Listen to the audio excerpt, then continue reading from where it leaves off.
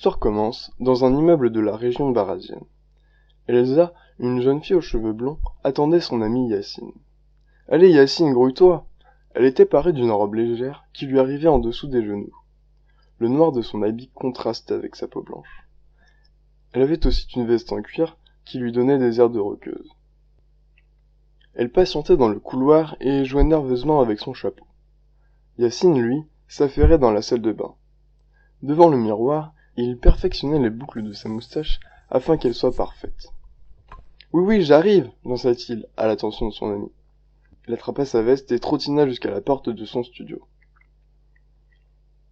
Après un bref salut, ils descendirent les escaliers. Une fois en bas, ils débouchèrent sur un couloir. Ce couloir, ils le connaissaient, mais comme à chaque fois, ils ne pouvaient s'empêcher d'avoir une légère appréhension avant de le traverser. Le couloir était sombre.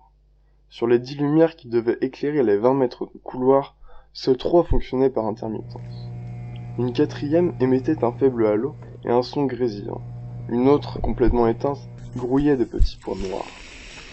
Malgré l'obscurité de l'endroit, on pouvait voir ce qui n'allait pas ici. Du faux plafond à moitié défoncé pendaient quelques câbles. Le crépi tombait des murs et était agrémenté de tags.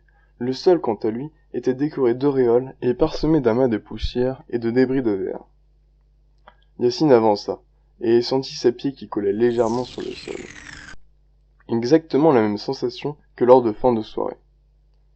Ah, les soirées, les clameurs, les brises d'alcool, la joie d'être ensemble, la joie de s'échapper du quotidien. S'échapper, c'est bien ce qu'il essayait de faire.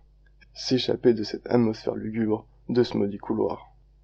Depuis qu'il était ici, pas une seule fête n'avait eu lieu à cet étage. Il n'y avait pourtant rien à dégrader vu le délabrement de l'endroit. Il est vrai que les fêtes étaient interdites, mais ce n'était pas cela qui dissuadait les étudiants. Yacine pensait que c'était surtout à cause de l'homme de la chambre 21. C'était une personne d'une 50aine d'années, peu commode, qui veillait à faire respecter ces règles de non-fun. Beaucoup se demandaient ce qu'il faisait dans une résidence étudiante. Une chose était sûre, le couloir dont il s'était fait le gardien était bien à son image, froid, un peu noir et pesant. Elsa comme Yacine accéléra le pas. Cela faisait à peine 2 secondes qu'elle était là, mais c'était déjà trop. Elle ne voulait pas rester dans cet endroit une seconde de plus. Elle regarda à gauche. 24. 23.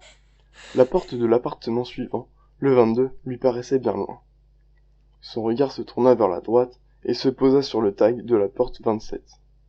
Oscar le binoclard. Pas très imaginatif. Un peu plus loin, une autre inscription, plus osée, accompagnée d'un petit dessin, ornait une sorte de placard à balai. « Mes couilles sur ton front, ça fait des petits ronds. » À la lecture de cette phrase, sa tension descendit. Quelle idée elle faisait, il n'y avait rien à craindre ici. Mais tandis que cette pensée lui traversa l'esprit, un violent frisson la parcourut. Sa tête se figea, son cou se crispa, elle sentit son cœur s'emballer et ses jambes flageoler. Son regard posé sur le dessin se dirigea rapidement sur sa gauche. Elle tourna la tête et vit la porte 21. La porte du gardien de ces lieux. Elle se retourna. C'est juste une porte, c'est juste une porte, c'est juste une porte. La fin du couloir approchait. Elle roula sa tête sur ses épaules afin de se détendre et continua à avancer. 20. L'entrée de cet appartement indiquait qu'il ne lui restait plus que 2 mètres à parcourir. La porte coupe-feu qui ouvrait sur le hall d'entrée était toute proche. Elle tendit la main pour saisir la poignée, mais